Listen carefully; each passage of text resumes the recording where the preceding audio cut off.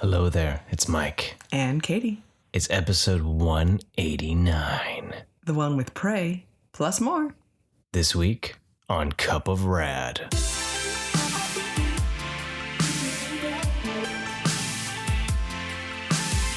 Hey everyone, we're back. I'm back with Katie. Yeah, I know you missed me. So this is an out of order numbered episode. We are aware of this before you get all like, what did I miss? Yeah. You haven't missed. We're just jumping ahead to the future, and then we're going to pop back, and it's going to be really exciting. Yeah. We're just going to time travel a bit. Okay. It's just something a little different. It makes things more exciting for you to wonder, it's like a sub-series with not. Nice. We just want to make sure that, You didn't miss me too much. Yeah. It was all about that. That's exactly what it was. It was like, we don't want everyone to be like, oh, where's Katie? Yeah. So maybe we'll try to do like a couple episodes in some time frame, depending on what we get done and what we watch and all that. But you also have the Jesse Extravaganza. miniseries. Epic miniseries. Right. So Jesse's been showing up to work, and I've been taking pictures of him. The Wild Justice Prime. Yeah. When I work. But he's going to be, he's going away for a few days. So I was pretty sad to hear about that. Yeah. It was very disappointing. I was kind of, I put up the call for open applications for others. I'm just going to fill that spot, right? Yeah, you're just going to I'm going to go and play Sims in the back corner of work. Of your work, not my work. But I wish I could just play Sims at work, but...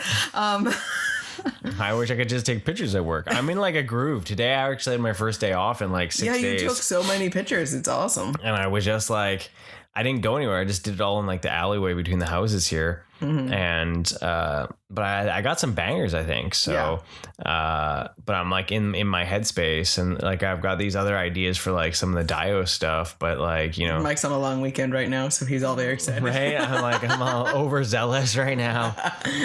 So right now you were just like super relaxed. Tomorrow you'll be like, okay, it's kind of back in the middle, and then Thursday it's just, or Friday's gonna be, oh god, I have to work tomorrow. Yeah, pretty much. The long weekend blues. Right. But I ended up snagging Mace Windu, the Black Series. He's only looked at that for years. Yeah, well, and I never found one in the wild, and then there was one at the one place in the local town here, and I take a little bit off my tips each week to go buy a figure. And I went... Katie, look what I went and did an errand. Yeah, you came back with the toy, I see. And it's keeping me going. I know. Through this summer. He'd had a lot of the G.I. Joes on for like $20 instead of like a lot of places that were super expensive. Mm-hmm. So that's why I've been able to get some of the Joes. And I went to go look at Duke or Scarlet, and I was looking at them and I was like, they just weren't hitting it. Like all the other ones I got, like when I bought, I was just like, yes, this is my Joe. Like these are the ones I want. Like, well, I think that's why it's been easier for me to see you. This is what you do though. You find something and you focus on it, hyper focus, and you buy like this massive team, and that's what you did with McFarlane and all. But I know you really are liking these ones. Yeah. It's not, you're not buying them for the sake of a completion. You're not like, oh, it's a Joe, I have to buy it. You are being questioned, and then when you do get them, you're very excited about it. So like, as much as I know you're like really focused, and I really held off on you buying Joes for a really long time. And then the floodgates opened. But I know you really are enjoying them, right? So yeah, that's what I mean. Like I made those conscious choices of like, I looked at them and I was like, I'd just be buying them for the sake of buying them. Yeah. I'm not really all in on them. And luckily the Cobra is expanding more than the Joe side of it, because there hasn't been as many of the G.I. Joes that I've wanted. Yeah. So then I went over to the Star Wars section, and they had a Mace, and I was just like, this will be my figure for the week. This is it. And I'm really happy with it. It's like the old school Black Series too. Like it came in the square box and everything, right? But I'm really happy with that. Yeah. So. But yeah, that's toy news right now. Yeah. Nothing really exciting. I know we have a big bad order coming our way. For you, so that will be very exciting. I have a big bad order coming my way from a long ordered gift Christmas? from my mom. That was a Christmas gift. That was it went from birthday to Christmas to now, didn't it? Or was it just Christmas? It was Christmas and it was birthday. It was just always Christmas, but it's just been really long. Either way, it's August. So let's be honest. It was supposed to be out in November. It came out now. They finally got it now. Finally on its way, and so I'm very excited about that. So in a few weeks there, we'll have some extra toys. Well, yeah, it'll be almost the ending of like my Thundercats run. Yeah, which is really weird to say out loud, right? But that's exciting. But we watched some movies. We've actually got to watch some movies, which is pretty exciting. Speaking of G.I. Joe, what did you bring home to grace our presence of our house with? All right, so Snake Eyes, G.I. Joe Origins. I saw it was available at the library. I was like, sweet, I know how to pay for it. Right. And I got it. So this happened. And we weren't going to expect the moon for this. I mean, let's be honest, the bar was pretty low already on it. Yeah. But I was hoping for them to try to like revitalize their franchise for it to be amazing. Yeah. And honestly, I almost fell asleep like multiple times. Yep. At one point I did fall asleep and Katie's like, "Are you snoring?" I was like, "Yeah." I did not try to hide it. I was like, "Yeah, I fell asleep." I did. Yeah, I was. So that movie was boring. Yeah, so it wasn't as terrible as it could have been. I really it was very, very slow and very boring and little, not hard to follow, but disjointed for the first minimum of half. Yeah. Minimum. Maybe three quarters. Yeah. I'll settle with 2/3. It picked up once more of the Joe stuff started showing up and like more of the references and connection. And it just finally, the story kind of smoothed out once all the pieces were kind of laid out and you kind of knew where everyone was and the different characters involved. So it picked up near the end, but it was not enough to stave the overall. It wasn't enough to make up for it. No. Right. And because it was just like, especially the beginning, I felt very... like it was such a simple action movie, yet I shouldn't have to be like, okay, we're just gonna see what happens now. Yeah, like you didn't even Snake Eyes wasn't even that cool. No, I was expecting him to be or likable. Badass. Yeah, like I didn't really like him. He was kind of a douchebag. And like the most I enjoyed it was when Scarlett showed up. Yeah, I liked her. Yeah. She was in the movie for like 5 minutes, maybe total.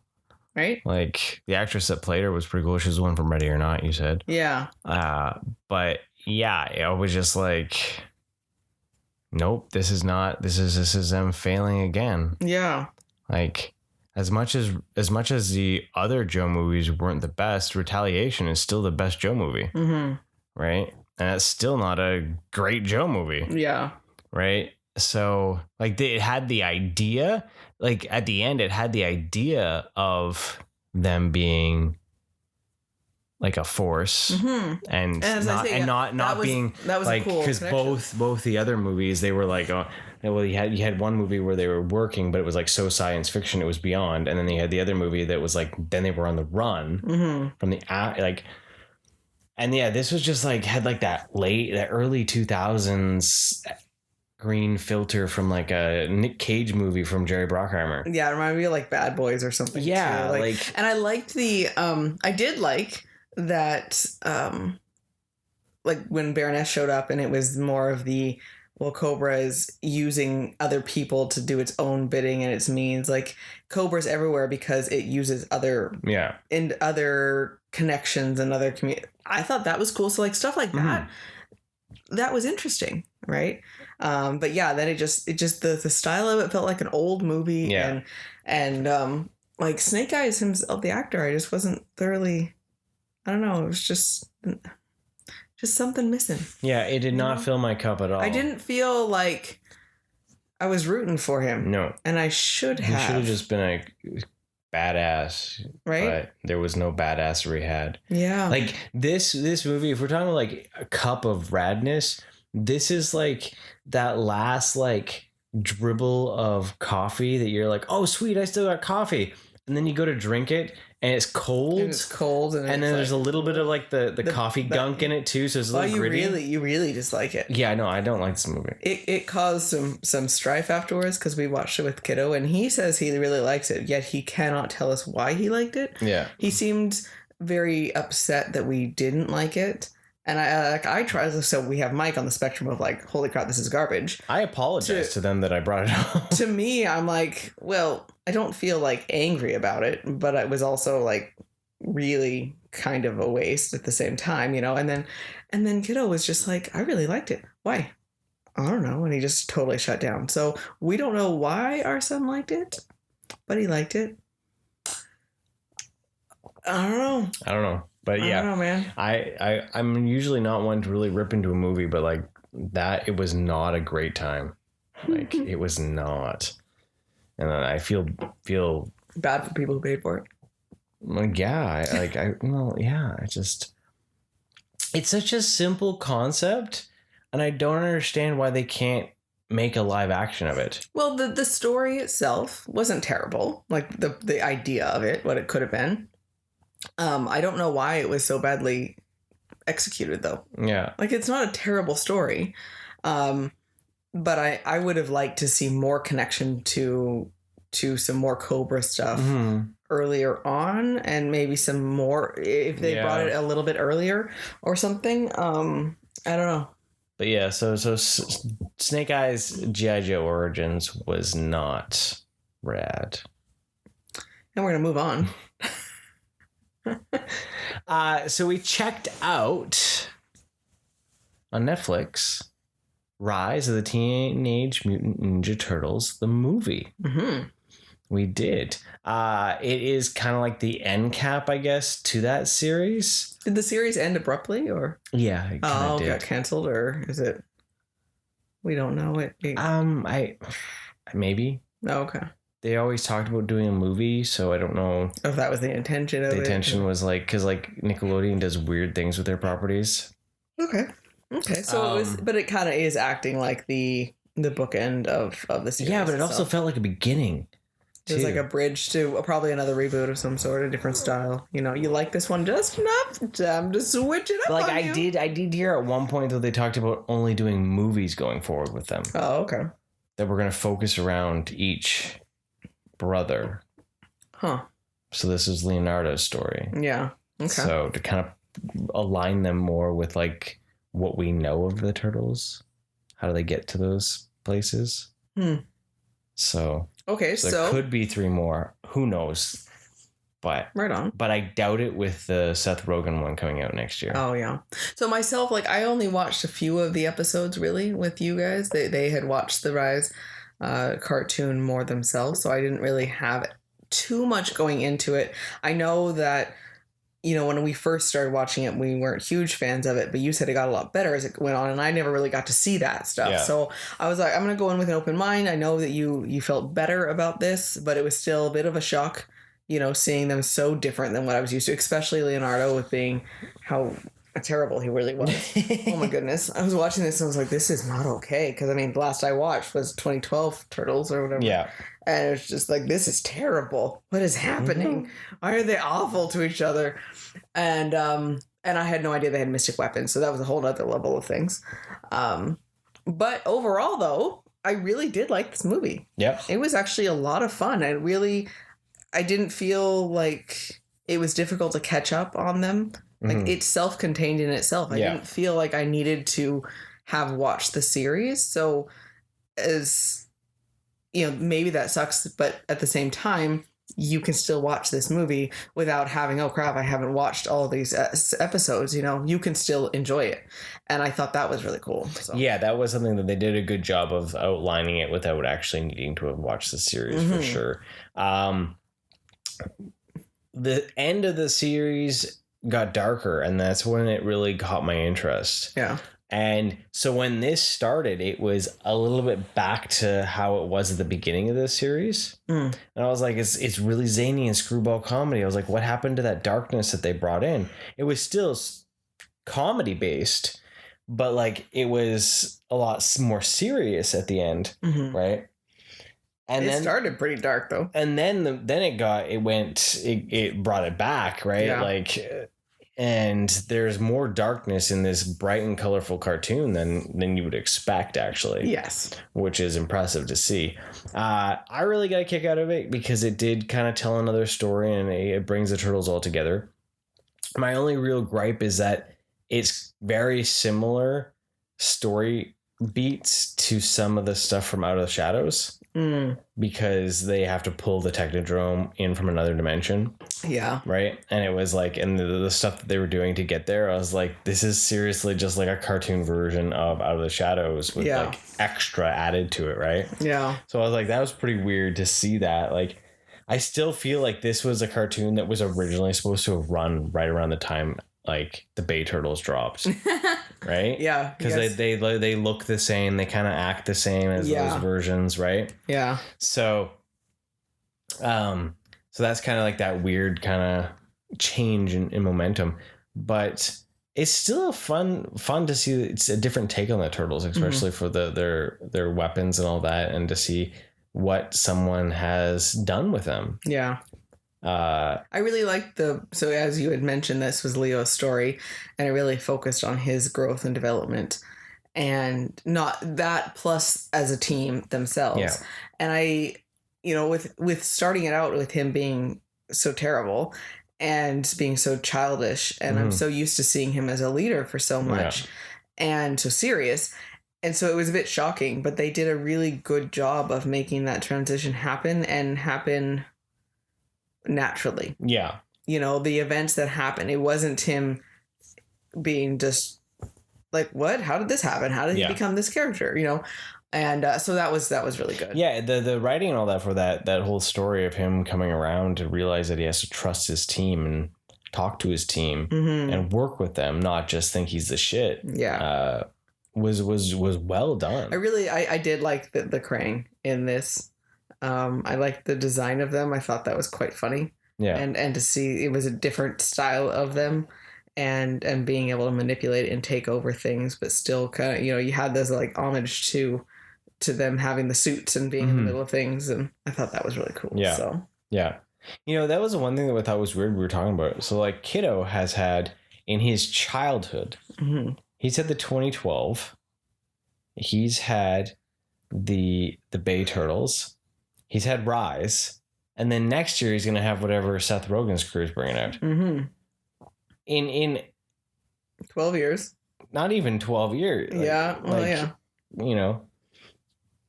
It's wild. 4 incarnations of... Yeah, it's been since 2012. It's been it's been 10 years of 4 different... 4 incarnations, Yeah. And that's just wild to think of. Because like in my youth, we had the cartoon, we had the live action movie, and then we had like the Saban Power Ranger style ones. Oh, okay. That was in my youth. So 3 versions even, right? So like there's been a lot of different ones. Right? And then in that some in between, then you've had, you had 2 more. So yeah. So they really keep trying, that's for sure. Like, I mean, it would be better. I'd rather them keep trying than to just give up on it, for sure. But yeah, it was really fun to watch.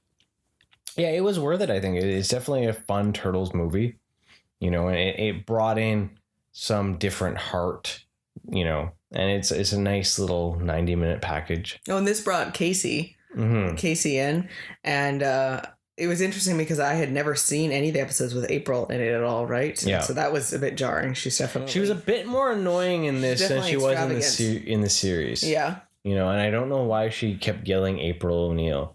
Yeah, she was a little extra. Yeah. Yeah. I really liked Casey. It was weird because Casey sometimes has always come across as so much more annoying and not really the responsible one. And this was almost the opposite of them then, right?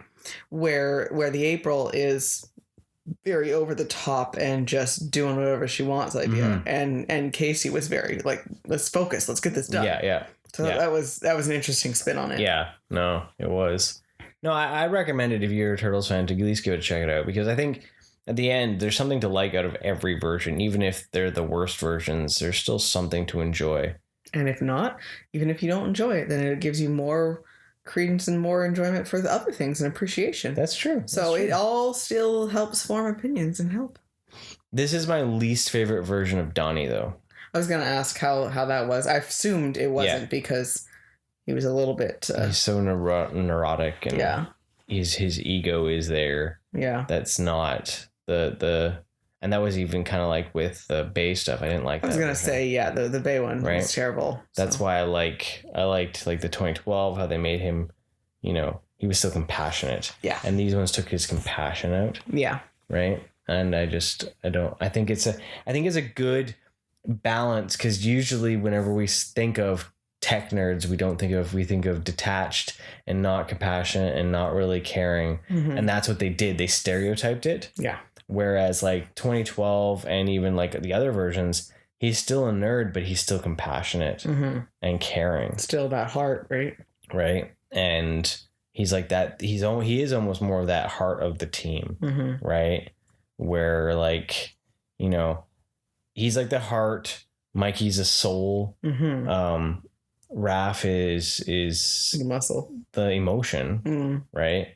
Kind of feel, right? And then like Leo is the conscience. Yeah. Right? Yeah. So it's like that's how they play them. So then when you take them and you take them out of those roles, it feels weird. Yeah. Right? Well, the whole point generally of the team thing is to split them up and they all kind of create one thing. That's what it's supposed to be. Because then you can go extreme in those. Yeah, and if you have too much of the same thing, then it feels lopsided or not whole. Yeah. So that makes sense. So right. So, but yeah, Rise of the Teenage Mutant Ninja Turtles, the movie on Netflix from Nickelodeon, was pretty enjoyable.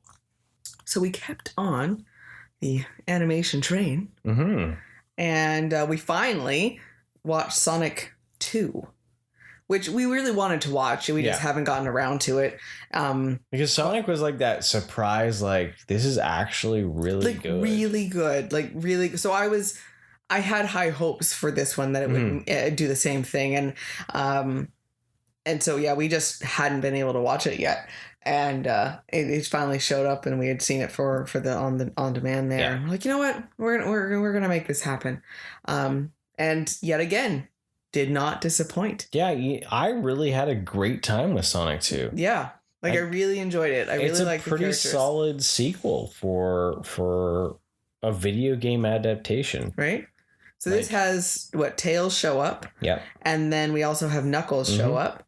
And along with Robotnik back, of course. So we have all these characters then back, and it's less of Sonic dealing with Donut Lord and his connection with that, and more about coming into his own power and not being irresponsible with just like, woo, I can do this and I can save things, and being more immature about it, right? Almost like Rise. Yeah. Ben Schwartz did the same role twice. There you go. So, and then of course, finding that camaraderie with different people and really standing up and demonstrating even being a hero. Yeah. And I thought that was really cool. So I was really happy with it. Really it's happy. It's a lot of fun. Like there's a lot of emotional weight to show that you can have, as you talked about before, compassion for others, right? Like that's one of the key moments for Knuckles, is to see how much Sonic would rather care about the people around him and make sure that they were safe versus going after the thing he's supposed to. Yeah, and I really love that he comments and notices every time Robotnik just disregards his lackey guy, right? Like, what are you just gonna leave him? I don't need him, whatever. Yeah. And he notes it, and you're like, so you see these breadcrumbs of you're not really evil. You're traumatized, and you've been in an environment where you were told you were supposed to hate these people and you were supposed to do this mission, and you're just just a soldier. Yeah. So you're definitely a product of your environment, and you have not seen anything positive demonstrations of connection at all. But you can tell, though, within their clan that there would have been a connection and demonstration of making sure they stick together. Yeah. And for him, it was we've made this partnership in this clan now with Robotnik, and he's just willing to throw people away. Yeah.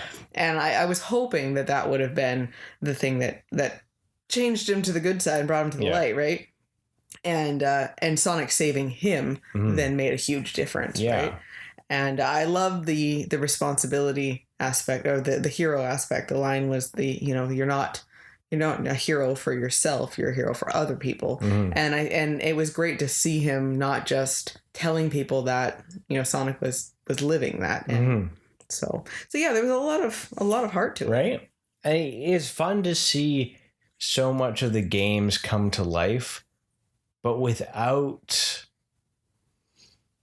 too much of like the wink and nod, like we did that. It was just, there's a lot of stuff in it that was just organically in it. Yeah. Well, the whole movie felt like a game. Yeah. Because it was like, okay, we have achieved this, and now this is your next objective, and now you're gonna do this, and I was like, it feels like I'm watching a game. And then at the very end, it really felt like you were running through a level, which was hilarious. Oh yeah, the whole like the temple thing, the emerald and all that. That was so cool to see, because it just felt like a video game level, but they played it well enough that it didn't feel gimmicky. Yeah. Right.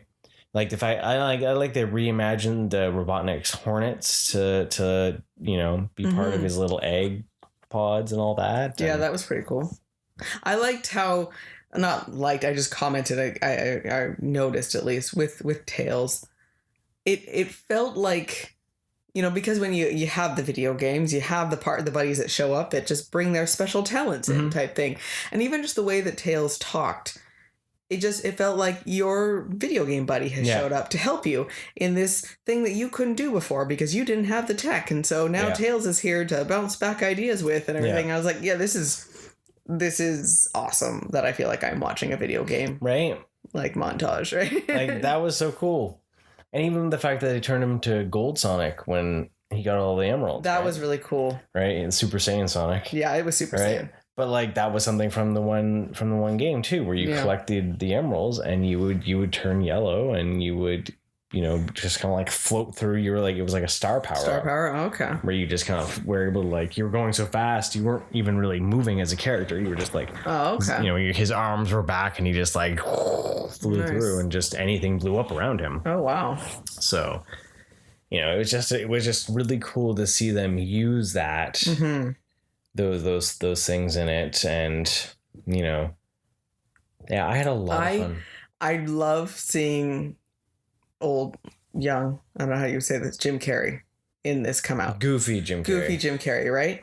I that idea of seeing that same style of stuff, like some of the lines that you would have seen in Liar Liar and stuff like that, like I really liked seeing that. Oh yeah, again. you could see the Riddler and even he was the just mask. It was so fun. And Ace Ventura, kind of like just the over the top zany Jim Carrey, right?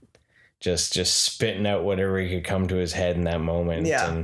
But lo and behold, he played another green character. Yeah, look at that. When he got the Chaos Emerald. Power of green there. Right? Like he literally that's his jam. The Mask. The Grinch, the Riddler. He's got a green soul, apparently. Is now also green. Like, look at that.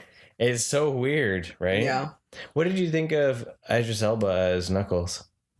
I really enjoyed it. Yeah.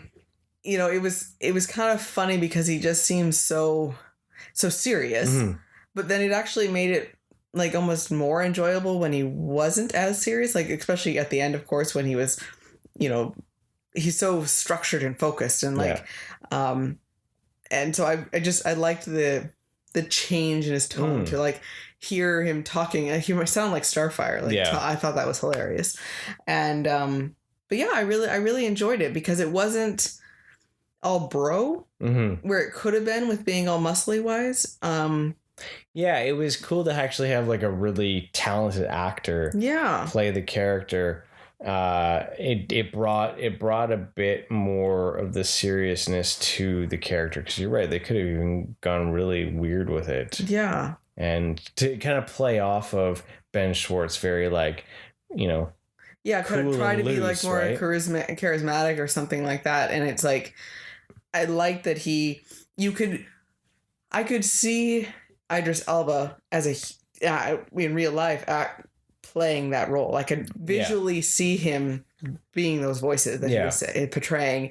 And I think he really like, okay, if Idris Elba was a porcupine, yeah, that's what he would be like. It's not a porcupine. I don't even know what it's called.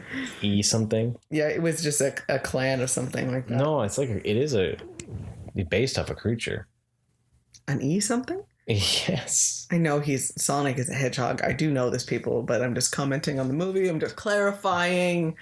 But we're waiting.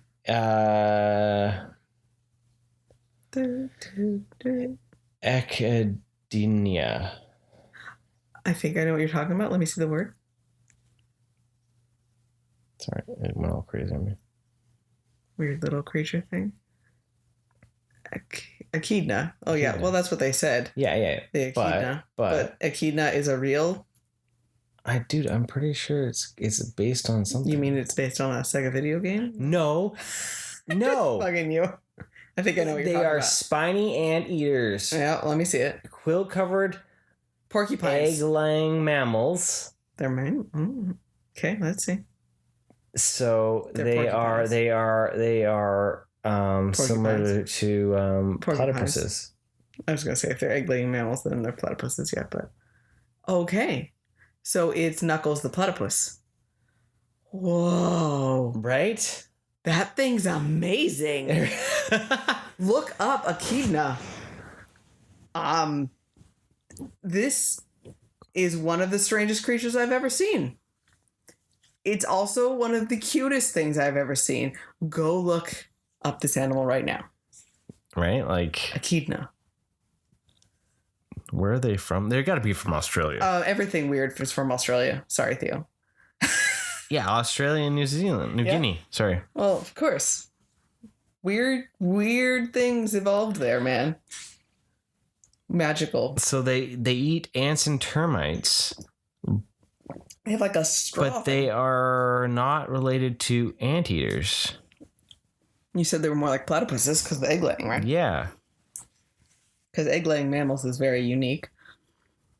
Look at that cup of rad wildlife.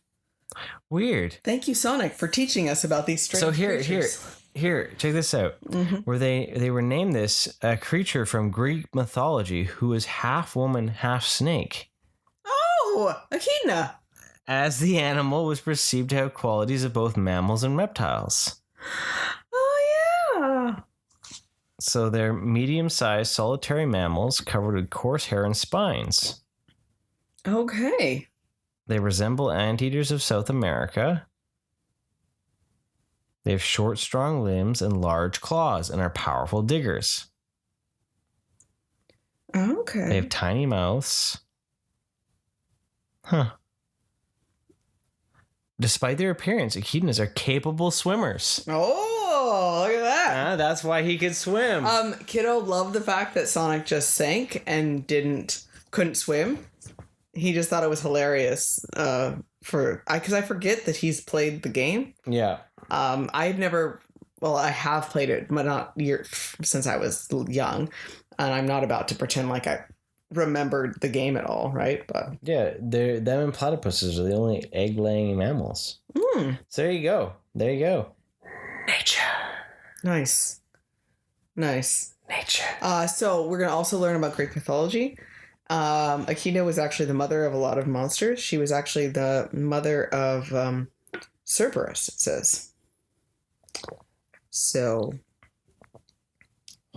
and Chimera and the Hydra, the Sphinx. The bottom of the joke. Yeah. But yeah, so you know what?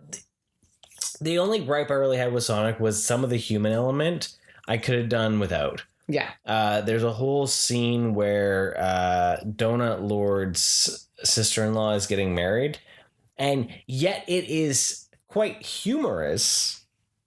It did slow the pacing of the movie down.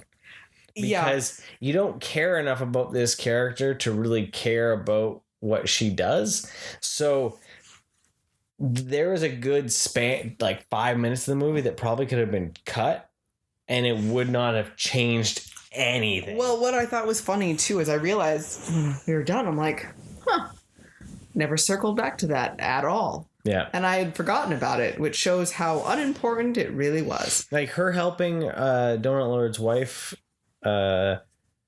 get in totally made sense. Yeah. But that whole scene after that, when she was trying to go, it was total rom-com put in there, probably test audienced for the moms that took their kids to the movie and needed just a little bit more something. And it was, as I say, it was funny for what it was. Yeah. But yeah, it was totally unnecessary. But yeah, it totally could have been cut out because it didn't. Because it didn't actually impact. It didn't change anything to do with the military guy.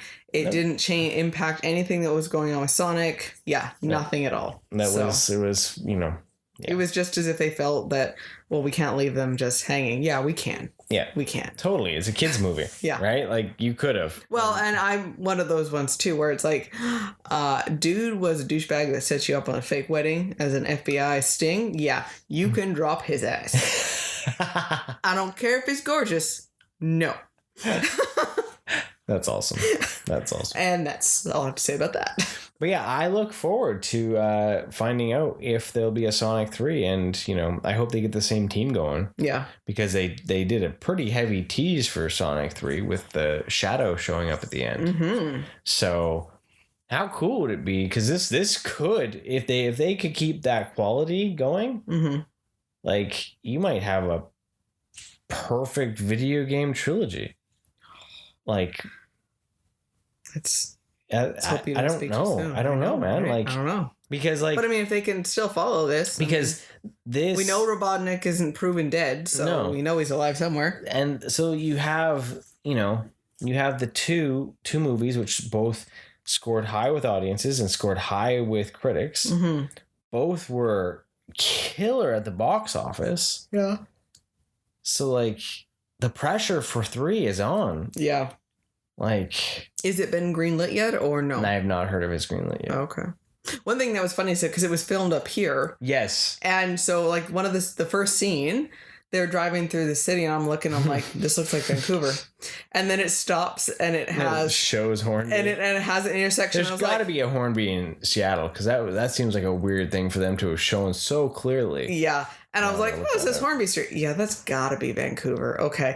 And then it was also filmed a lot of the Fort Langley for the small town area there, right? And it shows the one scene shows the military all setting up in front of this giant yellow building, and we're looking and we're like, hey, you know, we went to a vegan fest there and, like, fair type thing. We've been on that lawn. We've been in that building right there. Yeah. And so Kiddo got a kick out of that. I mean, like, way more of a kick than I expected. It was hilarious. He was, like, so excited.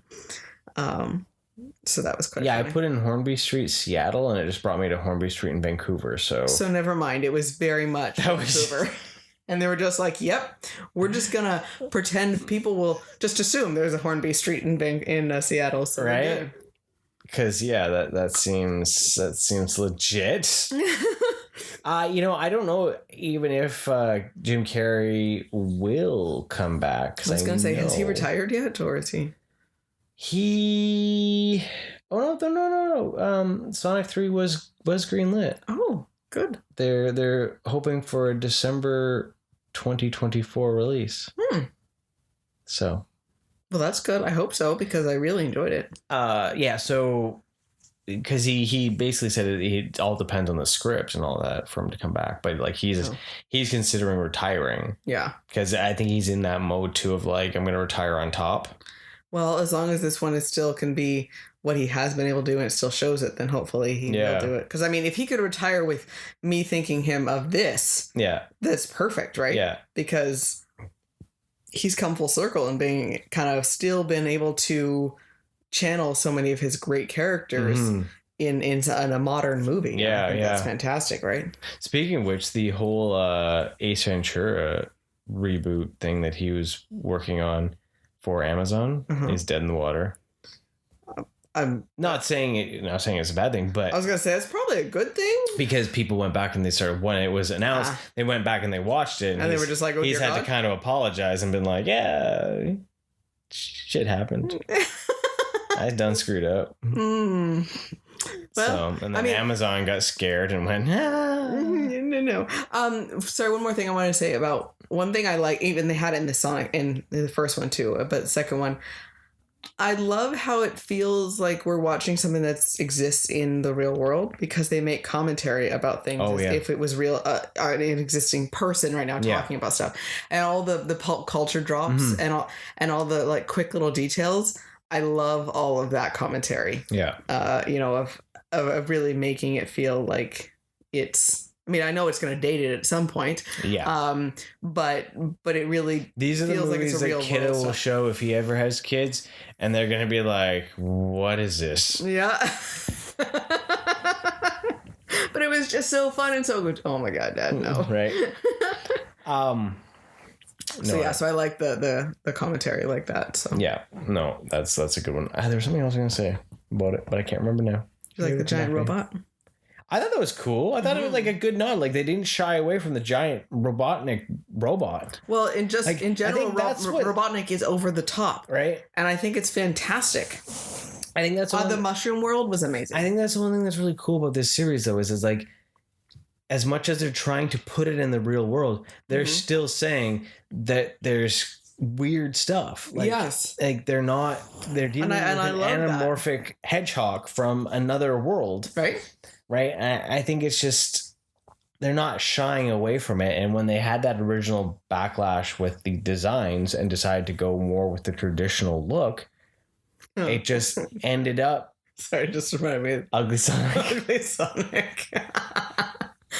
Right? It just that would have been horrifying. Right. So horrifying. But like at the same time, the movie still, if it was the exact same movie, it still would have been a good movie. Yeah. It just wouldn't have been as pretty. No, part of it is just he's adorable to look at. Yeah. He's not as Ugly Sonic. No.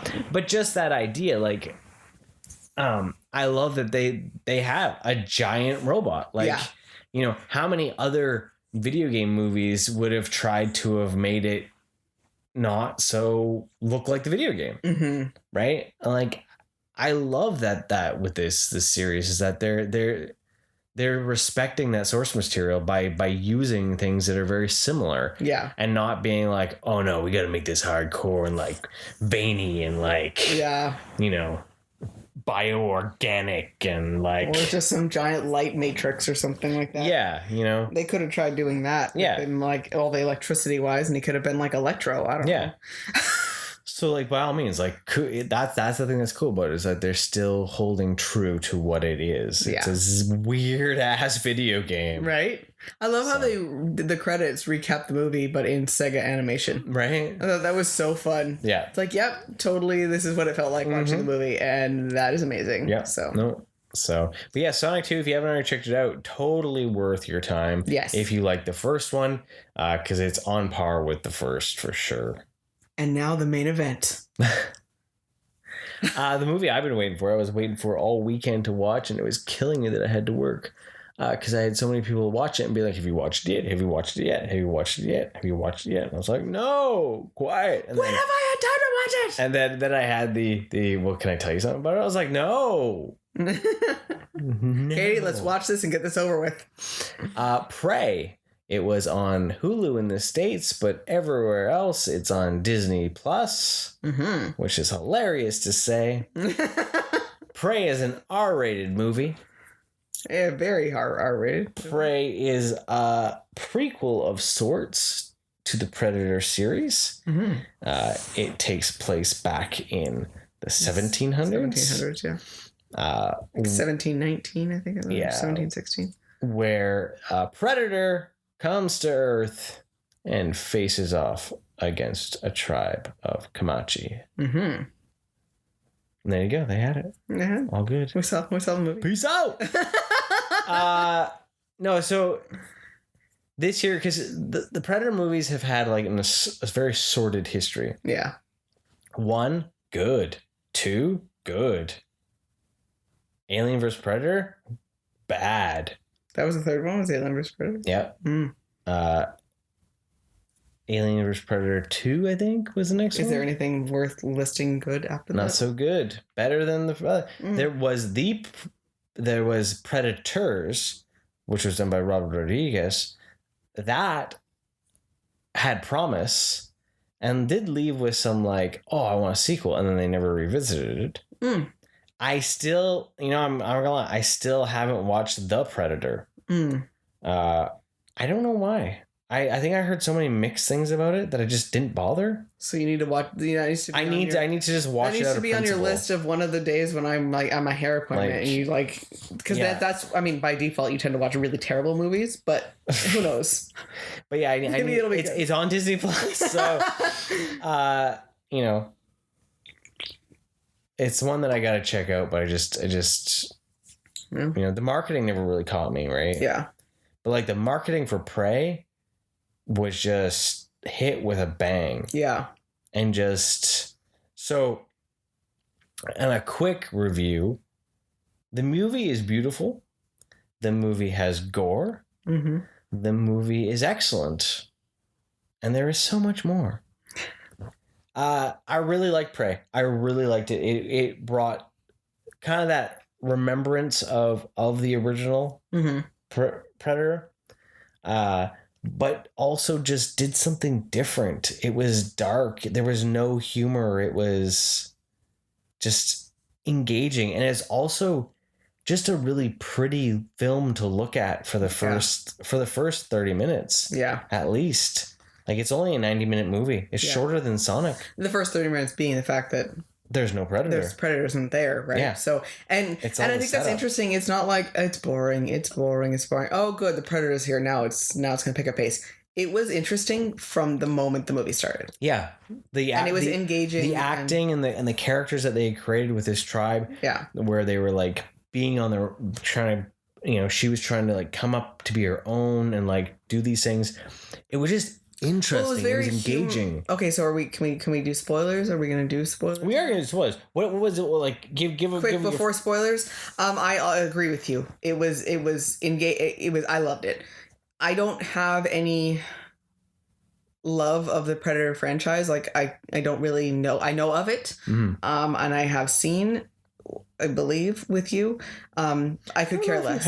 I don't know, but I could care less. Could this be a Predator? We watch. Really? Do I have to? I could care less about it, but I was really interested in this for sure. And it was thoroughly engaging. It was very pretty. I loved the characters. The Predator scenes were fantastic. It didn't feel pushed in a certain direction. It felt like it flowed properly. Yeah. It felt like it flowed naturally. It was full of drama that it wasn't like, oh yeah, everything's going to be turned out great.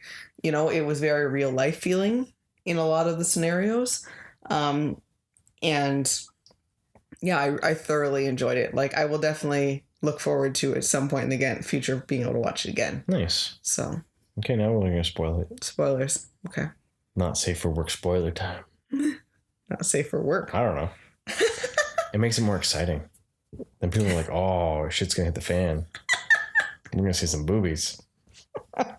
Wait, we're a podcast, so you're not going to see them. You're just going to hear them. So do I take my shirt off and just give them the idea that I'm sitting here topless, or what? You're the one that did this. I can't. You're the one that brought up boobs. I can't comment on this. That's you just brought up boobs and just left it there. Mic drop them out.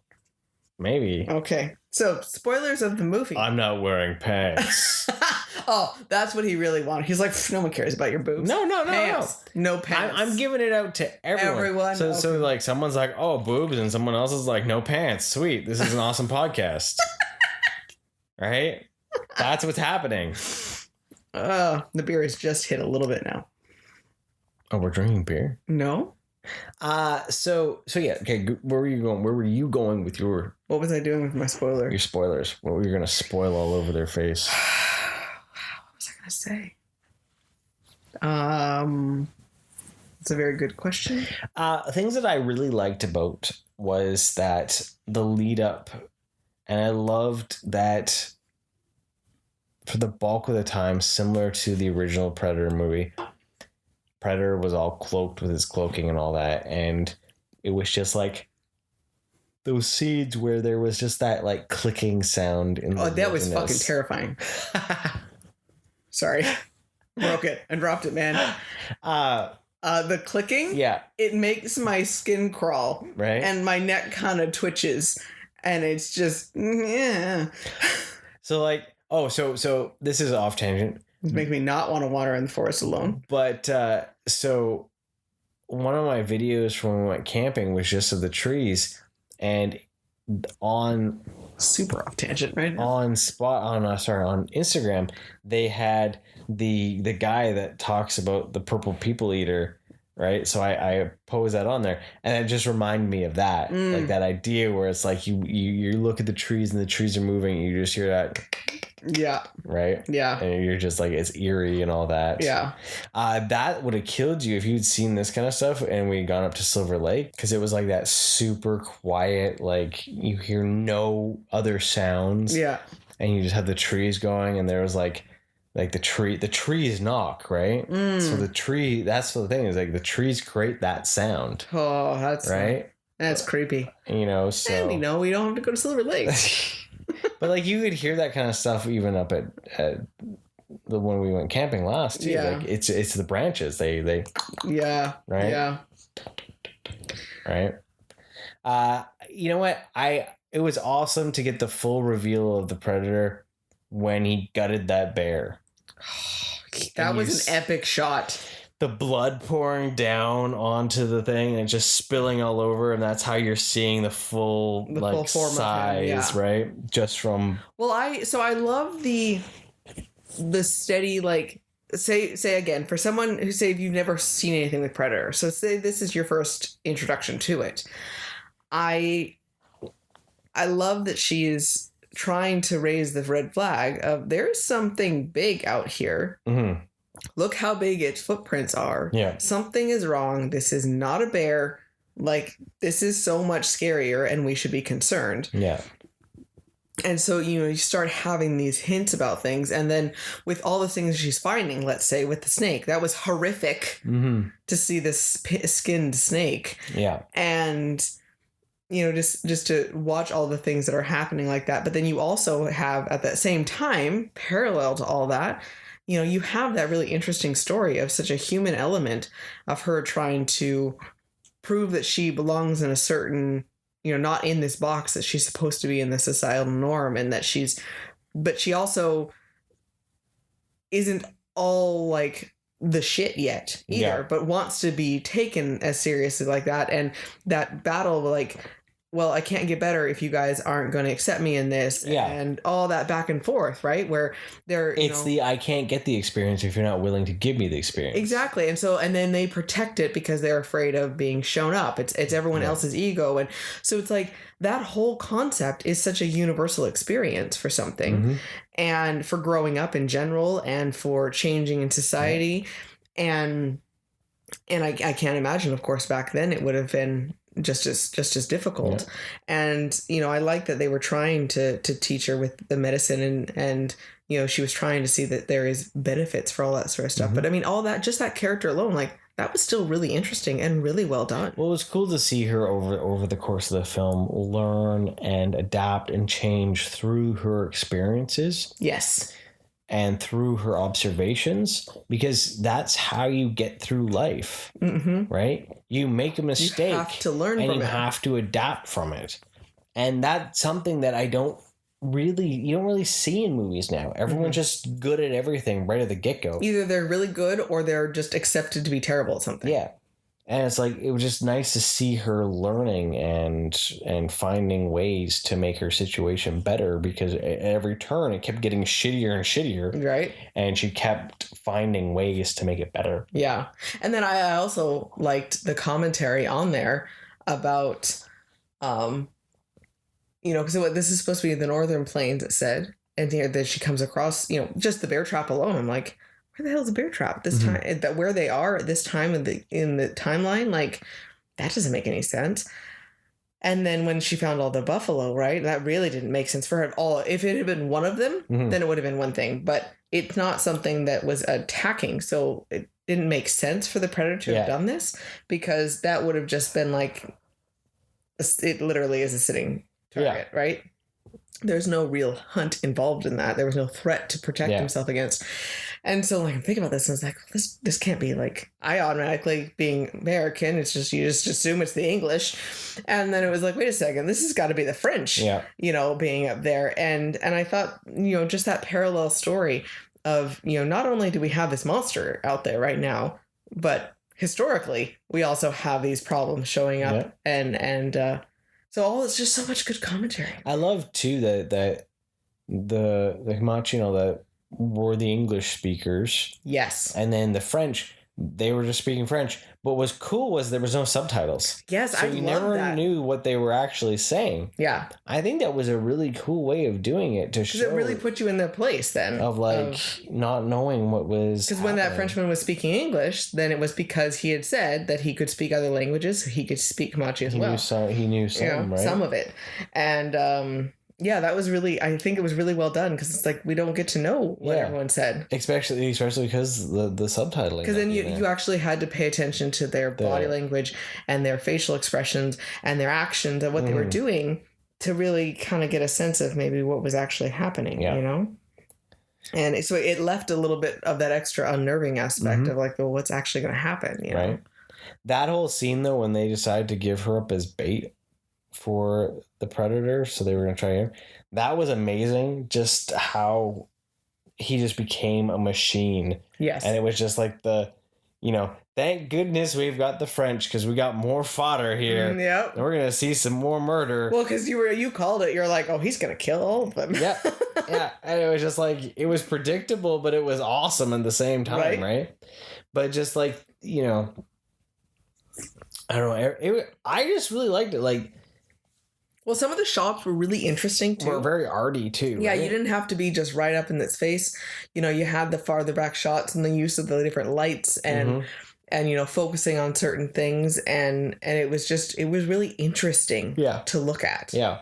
And the predator design was cool because it's like not super teched out yet. I loved, it was very... It was like the beginnings of their... which was cool, because then it was like even part of like their evolution. But even when the helmet came off, it still looked different. Yeah. So there's, there's still the idea that they're evolving, right? Yeah. And and it would make sense for that. Again, if it's supposed to be the greatest warrior, say if this was the case and this was what had happened, and maybe there's maybe they're shooting logs back up to their planet or something, or there's a record of this.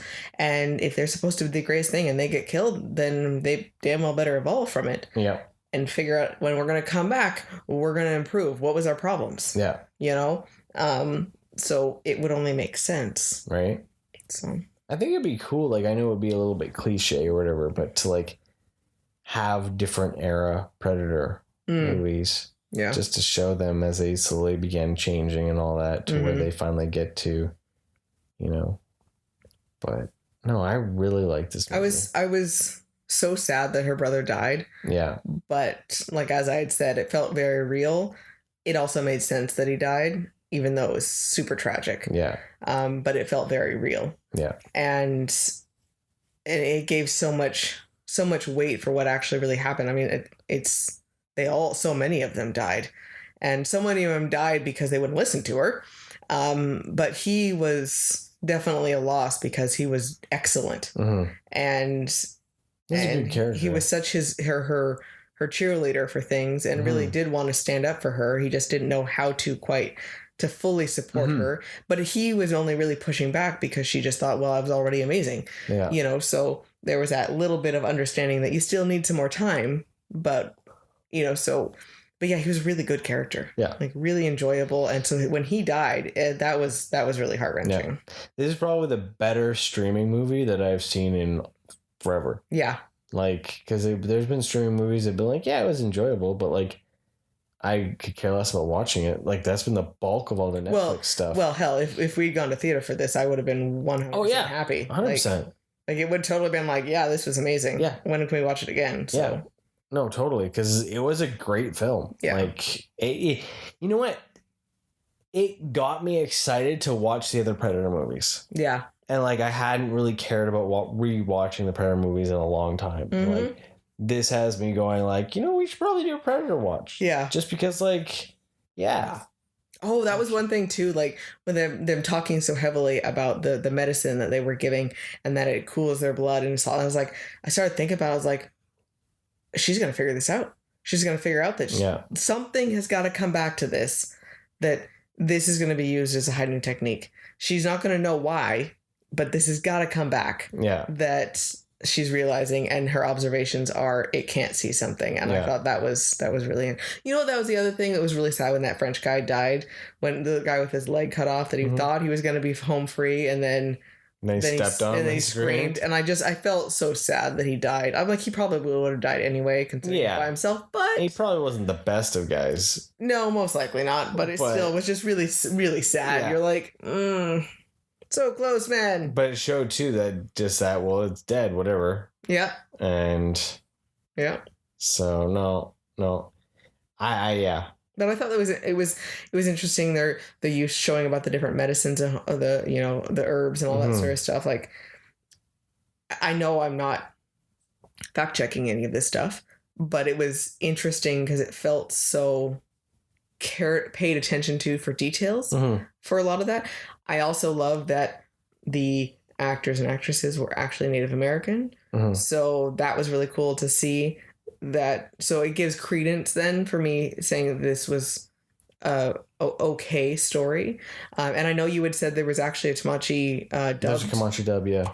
Which I thought was really cool. So then, you can watch it in Comanche. Yeah, I thought that was really cool. So, and the actors in the movie, they didn't get other voice actors. It was actually themselves that did it. Yeah. Like so there's a lot of care to representing that community then. Yeah. And so that was interesting as well to see almost the historical side of things. Like, and then you add this, what if this was actually happening, but the rest of it was almost like a documentary type thing. And I thought that was really, really interesting. So. Oh, totally.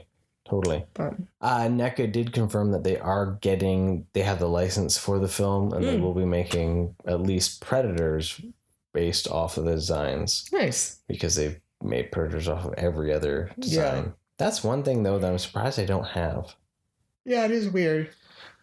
That's interesting. Might have to rectify that. But I love how she